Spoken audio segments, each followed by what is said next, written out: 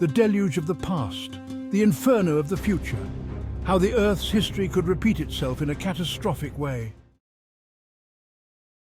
The forces unleashed during Noah's flood didn't just devastate the ancient world, they left behind a legacy that continues to shape the planet today.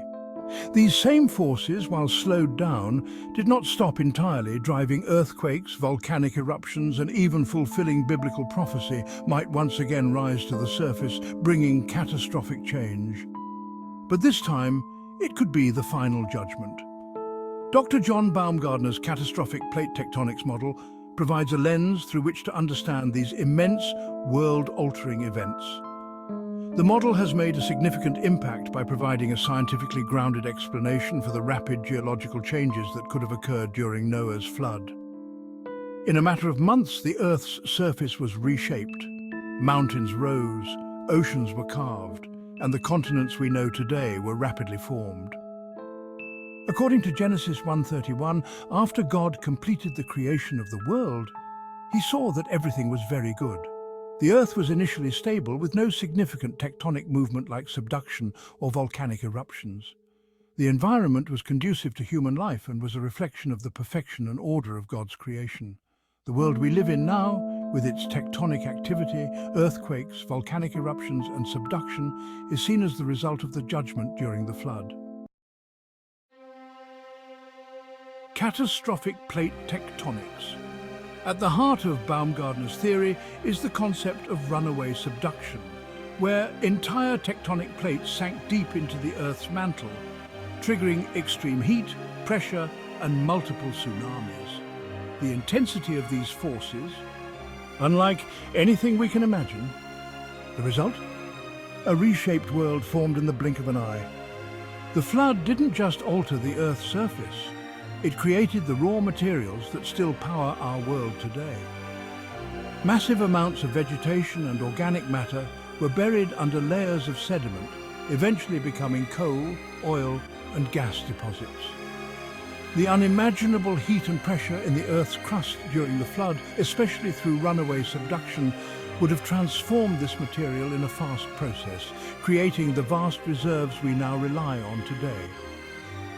But it wasn't just coal and oil that formed. Fossils and even diamonds were forged in the same inferno of heat, pressure and catastrophic change. The rapid burial is key to fossilization, as it isolates the remains from oxygen and other decomposing agents.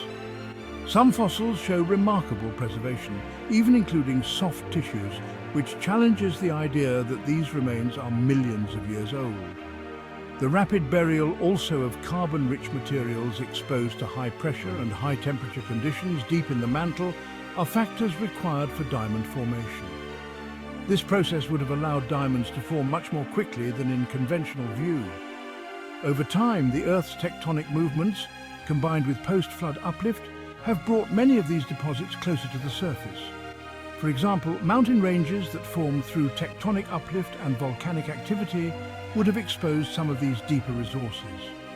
As the Earth's crust shifted, large deposits of coal and diamonds could have been pushed upward, making them more accessible.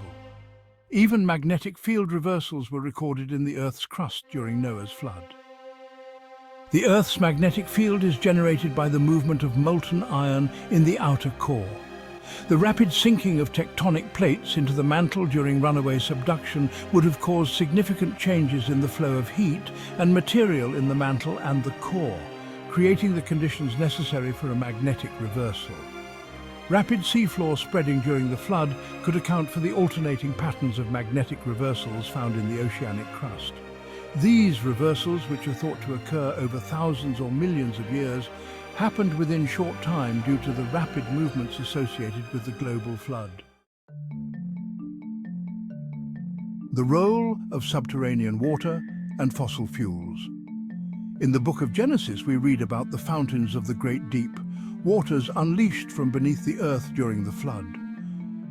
Today, scientists have discovered evidence that vast subterranean water reservoirs exist deep within the Earth's mantle. These waters, combined with the fiery heat of burning coal and oil deposits, form an explosive combination capable of igniting some of the most catastrophic geological events known to man. When these fossil fuel deposits ignite, whether through tectonic shifts, geothermal heat or human activity, they release vast amounts of energy. The surrounding rocks heat up, melting iron ore and further intensifying the underground combustion. As subterranean water encounters these blazing deposits, pressure builds up underground. The heat doesn't stop there. When water reacts with quicklime, formed from burning limestone, a violent chemical reaction is triggered, adding more fuel to the fire. This leads to further pressure building deep beneath the Earth's crust until it finally explodes to the surface in the form of earthquakes, volcanic eruptions, and seismic activity that can reshape entire landscapes in an instant. Subterranean fire, chain reactions, and judgment. But what if these forces weren't limited to one region? What if the tectonic chain reaction that begins deep in the Earth spreads to the most volatile regions on the planet, places like the Ring of Fire, known for its tectonic instability? As these underground forces intensify, the Ring of Fire becomes a powder keg, triggering earthquakes and volcanic eruptions across vast regions. Fault lines could rupture. Nearby plates and seismic zones might react to the pressure, causing an unstoppable domino effect, and possibly even another magnetic field reversal. And this seismic reaction doesn't just affect one corner of the globe. From the Pacific Ocean to Europe and beyond, the Earth's complex interconnected tectonic plates ripple with energy. Entire land masses could disappear, and whole regions could be wiped off the map. Could this be the great earthquake foretold in the Book of Revelation, where mountains collapse and islands vanish? The prophecies warn us of a time when seismic destruction will shake the earth like never before. The Bible warns that in the last days, earthquakes will be one of the signs indicating the nearness of the coming of the world's Redeemer. Earthquakes will occur in diverse places, as described by Jesus in Matthew 24. And when the world's final reckoning begins, the unparalleled earthquake of Revelation 16:18-20 will leave no part of the earth untouched. Even though the world has changed due to the flood, God continues to uphold the natural order. The Bible speaks of the creation being subject to futility and groaning as it awaits restoration. At the second coming of Christ, the earth will experience destruction more terrible than anything seen before. The same forces unleashed during Noah's flood, volcanoes, earthquakes, and tectonic upheaval will rise again, this time marking the final judgment with fire. But just as Noah found refuge in the ark, so too will the righteous find protection amidst the coming storms. God will be their refuge, a stronghold in the chaos. Under his wings, they will find peace. For even as the earth crumbles, God's ultimate plan of redemption is revealed. Through his Son, Jesus Christ, the path to salvation and eternal life has been laid bare. Amid the destruction, hope remains. For those who answer the call, the promise of redemption awaits. Though the earth may convulse in its final days, God's ultimate plan is one of restoration. Will you be ready?